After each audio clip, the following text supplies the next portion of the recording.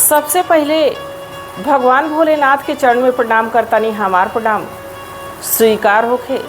जगत जननी माँ भवानी गौरा के चरण में प्रणाम करतानी हमार प्रणाम स्वीकार होखे।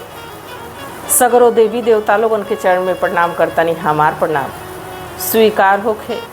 नीलम दीदी हरिंदर भैया के चरण में कोटि कोटि प्रणाम बा हमार प्रणाम स्वीकार होखे। यूट्यूब के माध्यम से जितना भी गुरु बहिना गुरु भाई लोग वीडियो के देखता सुनता सबका चरण में कोटि कोटि प्रणाम बा, बारंबार प्रणाम बा हमार प्रणाम स्वीकार होखे। हे महादेव हमार प्रणाम स्वीकार होखे। गुरु भाई गुरु बहिना लोग, आज एगो महादेव का हम ऐसा कथा आप लोगन के बीच लेके आयल बने।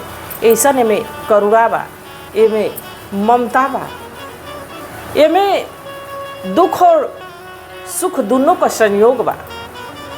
देखी जा, जैसे दिन का महत्व रात ना हो तब पता ना चला, वैसे गुरु भाई गुरु बहिना लो सुख का भी महत्व ना रहत जबले हमनी पे दुख ना आव। तो आज का जो कथा बा में सुख और दुख दोनों बा।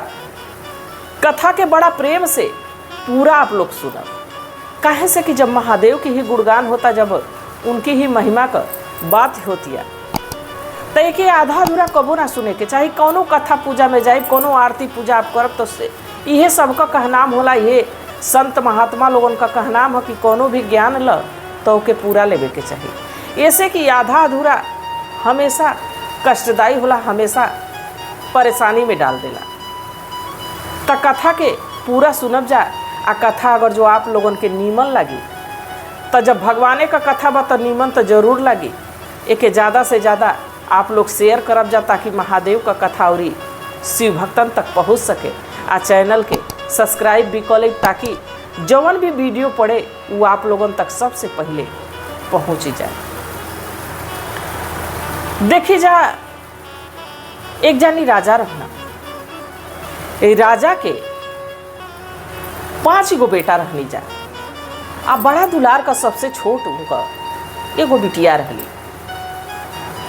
राजा साहब अपनी बेटी के बड़ा दुलार दस, बड़ा प्यार दो, बड़ा ममता रहनी है। राजा दोनों जानी बड़ा माने लोग, 5 भाई ऊपर से माने लोग। यानी उ जौन राजा साहब को लड़की रही, जौन राजकुमारी रही, राजपाट की अलावा जौन उनके सुख मिलत रहे। गुरु भाई ये गुरु बहिना, देखी बेटा कहेला कि भाग्य से पैदा होला, बाकी बेटी जौना भी घर में पैदा होली उस सौभाग्य से होली। भाग्य से तो बेटा पैदा हो जाला, बाकी सौभाग्य से बेटी का जन्म होला। गुरु भाई गुरु बहिना लोग वही तरह राजा के घर में वो एगो लड़की का इतना दुलार होता, इतना प्यार होता, इतना ममता लुटावल जाता।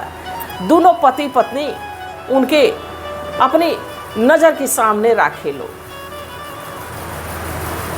उनके एगो आंस गिरावे ना दे लो। बाकी कहेला आदमी कि लाख कर चतुराई आ विधि का लेख मिटी ना जाए।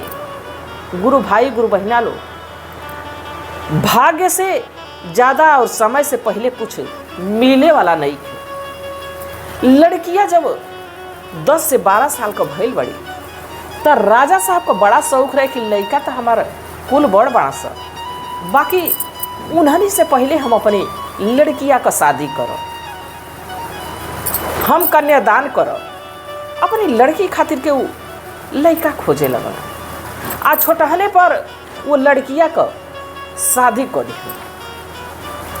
अब लड़कियां का जब शादी कर दिया, यानी लड़कियां अभी छोटा ही रहे, तबे से वो महादेव का भक्त हो गई। ऐसे कि जितना राजभवन में रहे लोग, दास दासी लोग, वही राजमहल में एगो शिव जी का मंदिर रहे। ओइजा रोज पूजा पाठ करे लोग, रोज ओइजा भजन कीर्तन करे लोग। तो वो चौन छोटकी राजकुमारी रहली, वो ओइजा जा और ओइजा जात जात भगवान में वैसा उनका मन लगा कि वो भगवान का परम भक्त हो गई। गुरु भाई गुरु बहिना लोग, आजकल के समय में तो तुरंत शादी होता, तुरंत विदाई हो जाता। पहले के समय में शादी होके 5 साल 7 साल 9 साल के बाद गौना होके अब छोटहने पर राजकुमारी का शादी हो गई, बाकी उनको गवना ना भई। आ वो अपनी पति के देखले ना रहली, ऐसे कि पहले के समय में घूंघट में ही ज़्यादा शादी हो जाए, आ पति पत्नी एक दूसरे के देख ही ना पाओ। आजकल के समय में तो पसंद करके होता, पहले के समय में ही रहे कि जौना व्यक्ति से महतारी बाप हाथ पकड़ा दो वही के साथे जीवन का गुजर बसर होके। गुरु भाई ये गुरु बहिना लोग आपहू लोग जानत हुई, आपहू की समाज में ऐसा भइल हुई। अब वो राजकुमारी का शादी हो गई, वो अपनी पति के ना देखले रही और उनका पति उनके ना देखलन। धीरे धीरे समय गुजरे लगल। आ जब तनी उस सयान होके लगली तो सखी सलेहर मजाक करे लोग, कहे लो कि ए सखी तोहार दुल्हा कितना सुंदर रहना। हमनी का तो छोटहन रहनी जा जब वो ना, अब हमनी का वो जौन जीजा में जी बानी वो अब वो सयान हो गई हुई, गवना करावे यहाँ तक कितना वो सुंदर लगत हुई। अब राजकुमारी एक तरह से मानी तो वो जागते आँखी से अपनी पति का सपना देखो, इंतजार करो। बाकी गुरु भाई गुरु बहिना शादी के कुछ ही साल बीतल तो ले राजा साहब की वो खबर मिलल कि जौने लड़कवा से राजा साहब अपनी लड़किया का शादी कैले बानी वो लड़कवा के कोड़ हो गई बा। अब राजा साहब बड़ा चिंतित भइल। देखी किस्मत में जकरी जवन लिखल रही वो तो होई के रही, विधाता का नियम बा। अब नहीं जब राजा साहब के ये बात का पता चला तो राजा साहब बड़ा चिंतित भइल। कहला जाए तो छोटहने पर शादी कैले रही, ये बाती के सब भुला गई हुई। आया हमार लड़किया सयान भइल बा, धीरे धीरे कोनो दूसर लड़का खोज के आ लड़किया का शादी दूसरा घर में हम कह दे। राजा साहब अब रानी से ये बात बताना भीतरे भीतर वो लोग अब लड़का लागल लोग खोजे। आये नहीं जो राजकुमारी बाड़ी, वो राजकुमारी अब अपनी पति का सपना देखत अड़ी कि हमार पति कितना सुंदर हुई है, ऐसे यहाँ वही से यहाँ हम उनकी संगे जाए। अब तमाम तरह का वो बात ही सोच आ सोच सोच के वो मगन रह। बाकी एक दिन यह खबरिया राजकुमारी के भी मिल गई। ये राजकुमारी, अरे जोने राजकुमार से तोहार बियाह भइल है वो तो कोढ़ी हो गई बाड़ी। अब जब ई बतिया राजकुमारी सुनले बाड़ी तो तुरंत उनका करेजा धक देनी कैले बा।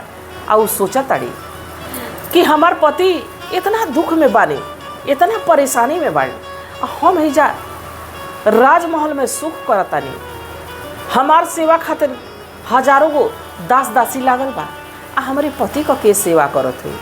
हमके तो सबसे पहले अब पति के पास अपनी पहुँचे के चाहिए, ऐसे कि सुख में भले के हो पति के साथे ना रहे, पति पत्नी के साथे ना रहे, बाकी सुख दुख का साथी पति पत्नी होला। सबसे पहले हमके अपने पति के पास पहुँचे के चाहिए। जब ये बतिया जरले बड़ी गुरु भाई गुरु बहिना लोग तो सबसे पहले वो राजा साहब के पास बैठल बड़ी। राजा साहब सभा के बीच में बैठल बाड़ा, अपनी जनता के बीच में बैठल बाड़ा। वो ये जाके कहत का बड़ी अपनी बाबूजी से, अपनी पिताजी से का कहत बड़ी। सभावा में बैठल हमारे बाबूजी बढ़ाई तायरे बाबू जी बढ़ाई ता हो, आ कोढ़िया मिलन हम जाई बहोरा किया हो रमरे, कोढ़िया मिलन हम जाई बहोरा। जब ये बात राजा साहब सुन ले बानी तो उन्हों के जैसे धक्का लग गई बा। गुरु भाई गुरु बहिना लोग देखी केहू का बाप महतारी रहे ना, सब ये सोचेला कि हमार लड़की हमसे ऊंचा खानदान में जा, हमसे सुखी घरे जा, सुख करे। पिताजी भी यहाँ सही बड़ा चिंतित बड़ा कि हम लड़किया के कैसे कोढ़ी के साथे भेज सकेगा। यानी लड़की अपनी जगह पर सही बा कि हमार पति कष्ट में बड़ा, संकट में बड़ा, हमके हो जाए के चाहिए। अब नहीं लड़किया बाबूजी से अपने जब ये बतिया कहतिया तो अभी बाबूजी कुछ कहता है, इससे पहले वो फिर का कहता रे, हमारो तपति जी बाबू भई ले हो कोढ़िया होई गई, ले हो कोढ़िया हो, आ कोढ़िया मिलन हम जाई बहोरा किया हो रम रे कोढ़िया मिलन हम जाई बहोरा। कहतड़ी कि बाबूजी हम अपनी पति से मिले जाए चाहतनी, बाकी ये नहीं पिताजी ये बात ही से इनकार कर देतनी, मना कर देतनी, कहतनी कि नहीं नहीं ये तो तोहर छोटे पर शादी हो गई है, हमसे बहुत बड़ी गलती हो गई है और लड़का कोढ़ी हो गई बा। ए बेटी ओजा तू जाके का करबू, दुख का जीवन कटी, सुख तोहरी पास ना आई आ दुख तो के छोड़ के दूर ना जाई। हे बेटी ओजा जाए के तू नाव न तिल, हम तोहर नीमन घर बार खोजब, पढ़ल लिखल लड़का खोजब, तोहर शादी बियाह नीमन लड़का से करब के तरह। बाबूजी अपनी बेटी से कहतानी सुनबू तू सुनबू हो बेटी हम री बचानी आय रे हम री बचानी हो सुन ले बुआर जा हमार न हो रम किया हो रम रे सुन ले बुआर जा हमार न हो रम। आ तोहरा के खोजबो हो बेटी पढ़ ल पंडितावा रे पढ़ ल पंडितावा हो आ कोढ़िया के देबू तू तेज न हो रम किया हो रम रे कोढ़िया के जई तू भुलाई न हो रम। कहला कि हे बेटी हम तोहरा के पढ़ल लिखल सुंदर लड़का खोजब, वो कोढ़ी हो गई बा, ओके त्याग द, ओके तेज द, ओके तो तू देखल ही नहीं खू के भुला जा। बाकी लड़किया वो जा रोवे लगतिया, ओकर झरझर झरझर लोर गिरे लगता, वो मोह में बा कि हमारी पति पक आज का विपत बीतत हुई, जेकरा से हमार सेनुर सुहाग बा, हमार पिताजी हमार शादी कैले बानी, आज वही पिताजी हमके ओजा जाए से मना करता नहीं। एक बार सोचली कि पिता का हृदय बाप का हृदय कठोर होला, तक काहे न हम माई की लगे चली।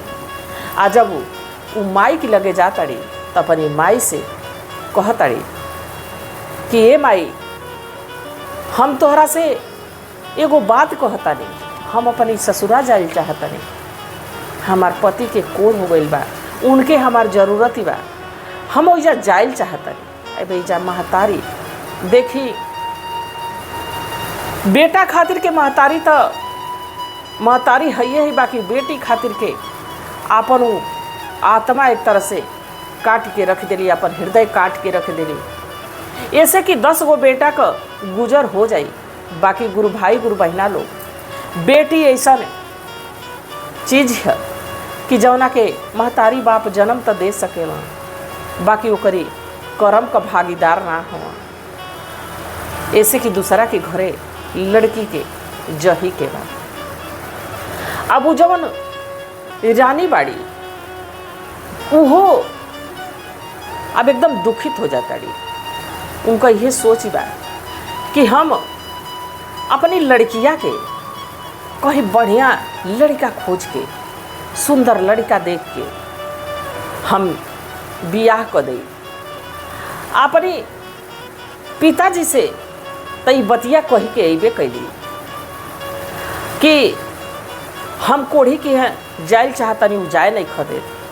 आ फिर एजा महतारी की लगे आवतड़ी के तरह कहतड़ी सुनबू तू सुनबू हो माई हमारी अराजिया रे हमारी बचानिया हो कोढ़िया मिलन हम जाइब ना हो किया हो रम रे कोढ़िया मिलन हम जाइब हो राम। महतरिया जब ये बात सुनले बड़ी त के तरह अपने लड़किया के समझावताड़ी आ के तरह उनके भूलवावताड़ी कि सुनबू तू सुनबू हो बेटी हमारी बचानी आय रे हम रिया राजिया हो आ कोढ़िया के दे तू तियागी न हो राम किया हो रम रे कोढ़िया के दे तू त्यागी न हो राम। अब वो कहताड़ी कि ये बेटी कोढ़ी के त्याग द। आ का कहताड़ी कि तोहरा खातिर के हम सुंदर बढ़िया राजकुमार खोज के आ तोहार बियाह हम कह दे, बढ़िया पढ़ल पंडित खोजल जाए। तक के तरह लड़किया कहताड़ी कि आगी लगैबो हो माई पढ़ल पंडितावा, अरे पढ़ल पंडितावा हो कोढ़िया मिलन हम जाई बहोरा। किया हो रम रे कोढ़िया मिलन हम जाई बहोरा। कहतरी कि हे माई हम पढ़ल पंडित के आग लगा देब, हमके कोनो पढ़ल पंडित ना चाहिए, हमके कोनो सुंदर ना चाहिए, हमार पति ही हमके बहुत सुंदर हो, हम उन्हीं से मिले जाए। अब एजा माई के तनो समझाओ तड़ी बुझाओ तड़ी, बाकी लड़कियां समझत नहीं थे। अब कहली कि जाए द बाबूजी ना मनल, माई ना मनली, हमार भाई बड़का भैया हमके बड़ा माने ना, हम चला तनी बड़का भैया की लगे। यानी बड़का भैया का भी शादी कुछ साल पहले हो गई बा, उनका कन्या आ गई बा, उनका दुल्हन आ गई बा, बड़का भैया की लगे पहुँचल बड़ी। आ जब बड़का भैया की लगे पहुँचल बड़ी तका कहतड़ी सभवा में बैठल हमारे भैया बढ़ाई तायरे भैया बढ़ाई ता हो आ कोढ़िया मिलन हम जाई बहोरा। किया हो रम रे कोढ़िया मिलन हम जाई बहोरा। तके तरे कहतड़ भैया उन्हों के कष्ट होता, कोनो भाई ये चाहेला कि हमार बहिन जहाँ जा तहाँ राजपाट रहे, वो सुख करे, कबो नैहर में आके दुख आपन न सुनावे, हमसे बेसी सुख बहनिया के मिले। अब वही भय वो अपनी जगह पर सही बा, बाकी बहनियों अपनी जगह पर सही बा। ये गुरु भाई ये गुरु बहना लोग देखी पहले की युग में अब की युग में कितना अंतर भइल बा। आज एक कथा के माध्यम से आप लोग सुनतानी।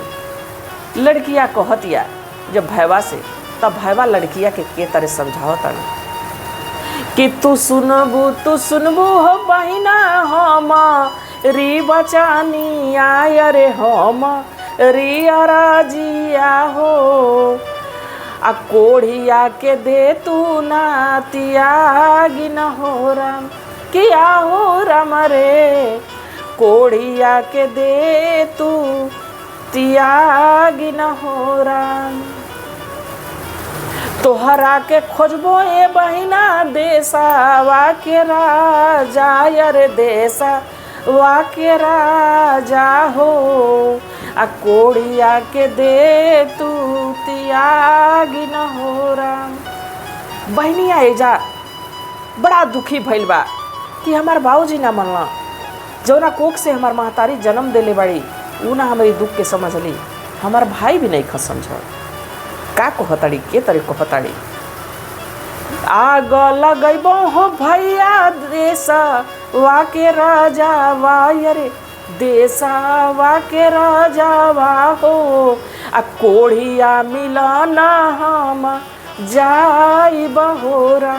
किया हो रम रे कोढ़िया मिलन हम जाई बहोरा। कहताड़ी कि हम आग लगा दे देश की राजा के, हमके कोनो सुंदर राजा ना चाहिए, हमको कोनो देश का राजा ना चाहिए, हम वही कोढ़ी के हैं जाइब जौना से हमार सेनुर सुहाग बा, जौना के नसीब में हमारे भगवान लिख देले बड़ा, हमारे भाग्य में लिख देले बड़ा, हम उन्हीं के जाइब। अब भाई से कहताड़ी भाई नहीं ख मानत, तो सोचली कि एगो हमार भौजाई आइल बड़ी, केहू नहीं खे मानत, चला भौजी के अपनी मना लेतनी।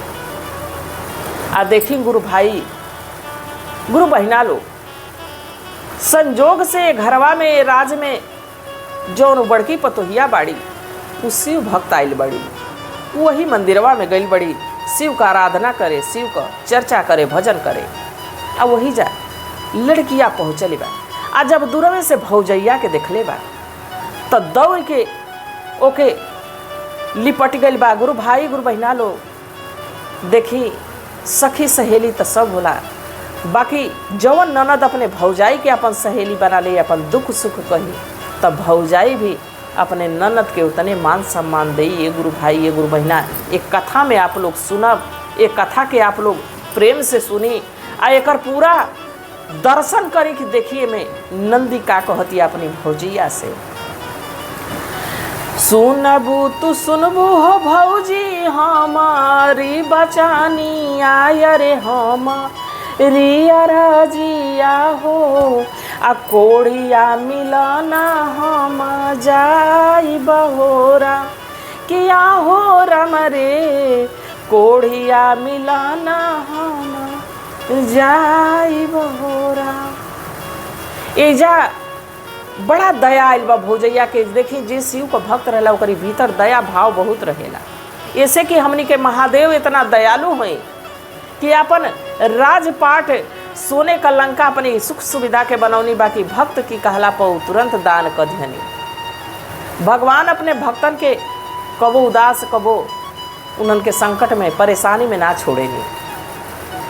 अब उ जौन भौजैया बा उ लड़किया से लिपट के ओके आँस पोछतिया आ का कहतिया भौजैया कि लेबू तू लेबू ये नंदो दाया की मोटारिया, अरे दाया की मोटारिया हो, कोढ़िया के दीहा तू लगाई न होरा, किया हो रमरे कोढ़िया के दीहा तू लगाई न होरा।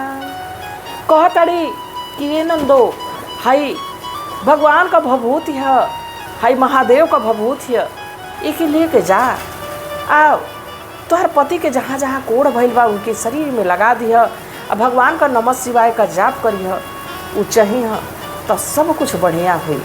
भौजैया नंदी के आदेश देले बा, उसे अनुमति ले ले बड़ी। आप पहुँचल बाड़ी कहाँ? अपनी ससुरा में पहुँचल बाड़ी। जब अपने ससुरा में पहुँचल बाड़ी तो जौन उनकी पति का महतारी बाड़ी वो जब देखले बाड़ी कि इतना सुंदर हमार पतो ही बा, तो पहले ही दरवाजा पर छेक के खड़ा हो गई बड़ी। कहले बड़ी कि ना तो के हमारी बेटा से ना मिले के चाहिए, हमार बेटा देखे लायक नहीं खो, चारों ओर से पीप मवाज बहत या उनके कोड़ फूट गई बा। आ तू देखबू तो घिना के भाग जइबू, हमार बेटा तो दुख में बटले बाड़ा, अगर जो तू उनके देख के छोड़ के चल जइबू तो हमार बेटा प्राण त्याग दी।